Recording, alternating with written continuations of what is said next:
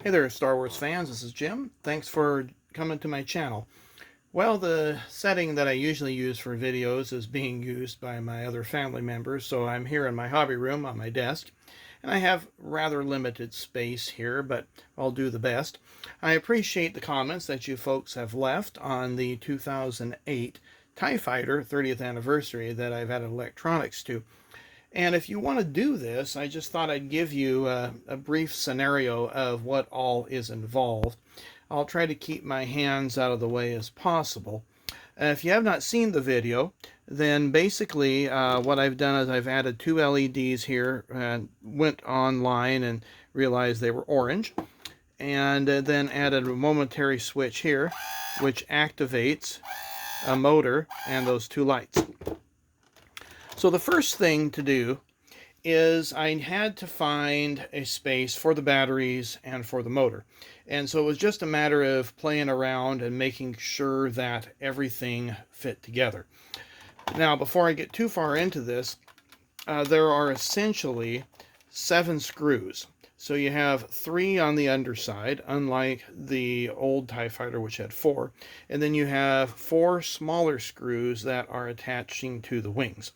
And I can do this video, really, without having to take the whole thing apart. You can see the interior pretty easily. Now, one of the first things that I did was I, of course, removed the canopy and I removed the cockpit glass and had everything apart as I was retrofitting everything together. But I wanted to make sure that the battery compartment was accessible, because, you know, with AAA batteries, they tend to leak. So the first thing that I did was I looked at the underside, and there were some posts, and the seat was glued together.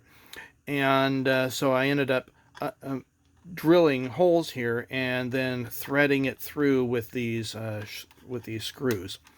And so there's just 2 screws holding it down. That prevents it from rotating back and forth.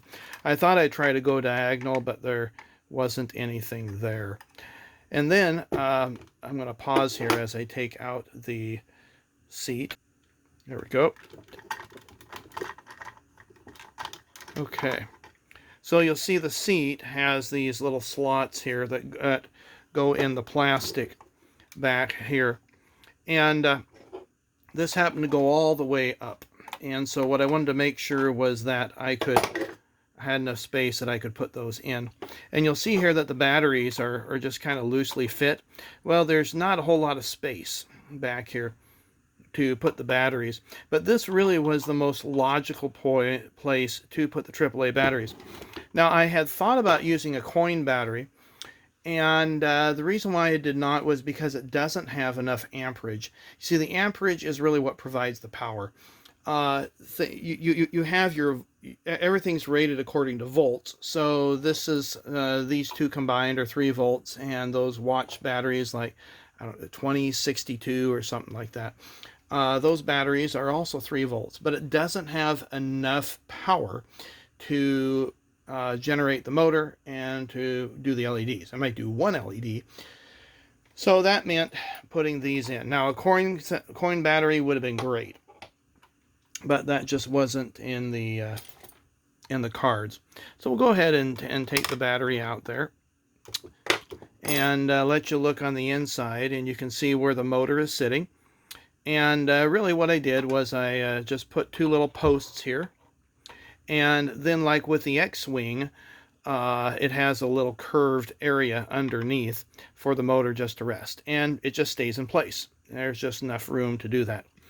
Now, these terminals here, you see, I buy a bunch of junker ships, and the purpose is to do projects like this. So I get ships pretty cheaply, and that means I get battery terminals, you know, like what's there, and springs and all sorts of other things, and motors. And this motor happened to come off an X-Wing. And then there's a plastic reed that I think that's from a Millennium Falcon. And that just happened to fit right there where that screw is that's holding this little plate. Now, with the Kenner ones, they were glued in to place, but this happens to be just screwed in, so it came out really nicely.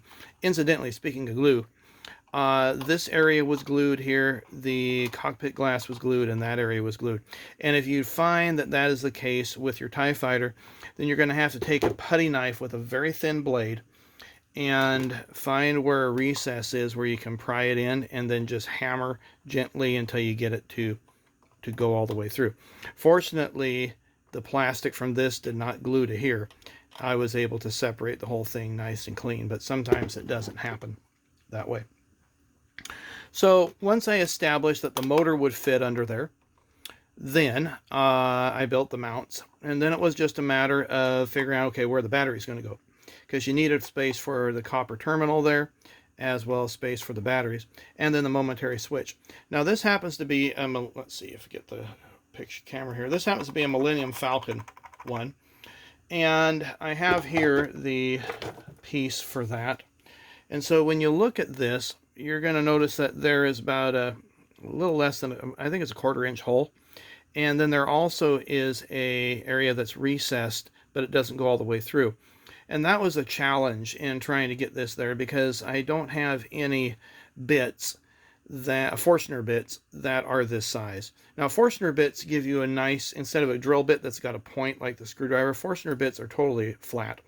And so it provides a nice flush recessed area for the spring to sit. And the first time through, I drilled too wide, because I was accounting for this button here. I did not take the whole thing apart. I was planning to reuse the rivet that was in this place, but that didn't work out. The rivet wasn't long enough. So I ended up using just a Phillips screw. I think this is a size 4. The thread's 448. I think that's what it is. And so anyway, so I had a nut there. This happens to be the copper piece from the Millennium Falcon that was on the underside of this door. And then I just, once I added a little more plastic to this area, you can see that that's gray, so I just melted that in.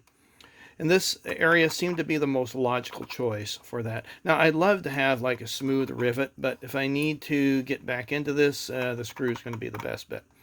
I think maybe I'll try to find a pan head screw instead of the flat one. But anyway, then it was just a matter of kind of trimming things out. You see this post, if I can get the camera there, this post went all the way up. So that meant taking the Dremel, this, let's see, what is that called? It's a grinding wheel, I think. It's these right here, cutoff wheels. And so I took a cutoff wheel and just cut that area nicely. But for whatever reason, when I was pressing too hard and ended up cracking this post, and that's why there's this glue glob there. So don't make that mistake. And then I had some, had some plastic, and I think this is 3/16 square rod you can get off of Amazon.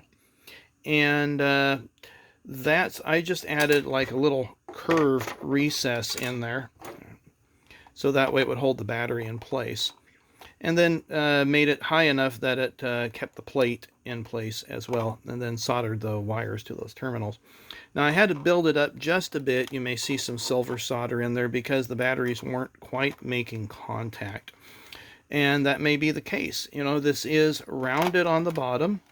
You don't have a flat surface right there to go by. So I had to, when I put the plate in, it was following the slope and it wasn't coming in flat. So anyway, once I experimented a lot with that, oops, I need the positive side up, then that gave me room for the batteries, and they just really just sort of rest in place, and then the seat keeps them from rocking back and forth. And then this button here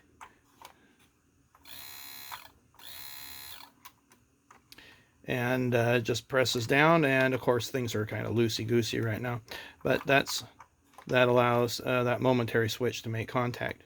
And then the LEDs are just wired in. Now for the LEDs you need to have a resistor. You can see the resistors there, and there's a resistor calculator out there if you want to go out and look for those. These are the LEDs that I got off of eBay, I think. So 3mm, 20 amps, 2 to 2.4 volts, so they won't blow, because I've also got the motor that's generating, that's taking part of that power away. And then I bought some 47 ohm resistors, just a whole roll of these because I can use these on various projects. Now, I think the calculator said I could use 27 ohms with a 1/4 watt use, but these will work just fine. I mean, it's pretty forgiving. It doesn't have to be exact. As long as you have a resistor on there, you won't blow your LED. And I end up putting these LEDs in a parallel instead of series. So parallel means that I'm taking the 2 wires from each LED and I'm putting the positives together and then putting the negatives together. And then I have a little connector pin that they are, you can see where the shrink tubing is. There's a connector pin that they are connected to. So these are the connector pins, and you can see that there's the female side and there's the pins that have the male side, and they plug into each other. And these I get from Evan Designs out of La Porte, Colorado. He's got all sorts of really cool electronic parts that are just awesome to be able to use.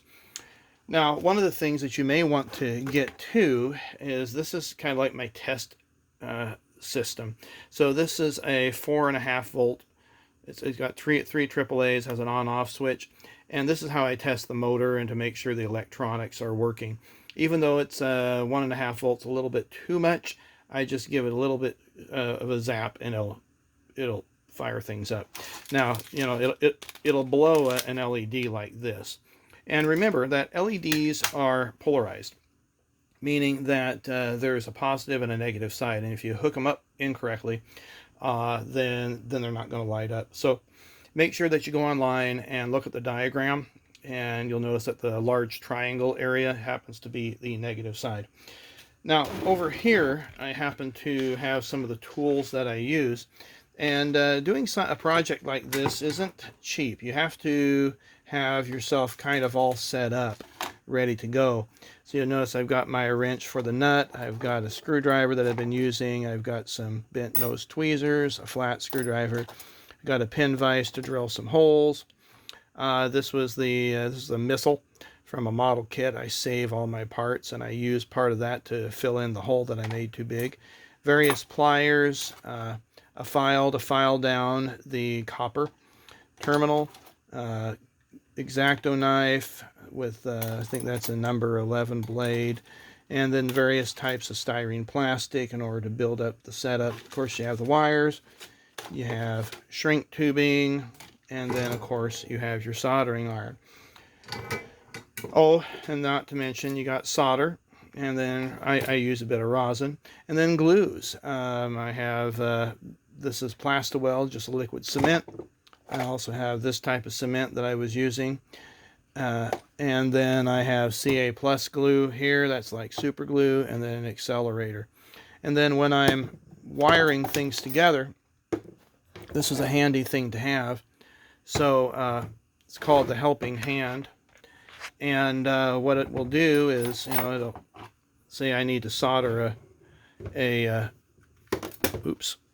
say I need to solder a resistor. I'll just take that, and then this will hold it in place. There we go. And then I can take my soldering iron and you know, solder that resistor to it. So it's really, really helpful. And then have wire cutters too, in order to trim down your wiring and snip things. So, you know, initially it's quite an investment, but I've been doing modeling for years and years and years. And so I have all these supplies on hand, and then when I run out of something, it's not like a huge expense all at once. But if you haven't built up your hobby area, it is a little bit expensive. And we'll pan the camera up, and you can see there I've got this little carousel with all these different pin vices and chemicals and tweezers and files. I mean, this is 30 years of building stuff up. And and the desk, I mean, the desk is something that I had in high school that I've kept with me all my life. So anyway, hope you found this useful. Sort of an ad hoc video, just put together spur of the moment. If you have any questions, please feel free to ask. I will do my best to explain, and if you want a more detailed video, I can do that too for you. But again, it's Evans Designs. That's the place that I get a lot of my electronic supplies. I also go to eBay. And I will help you out as best I can. I'm not an electrician, but I just get by, but I have a blast doing this hobby stuff. Take care, and we'll see you on another video.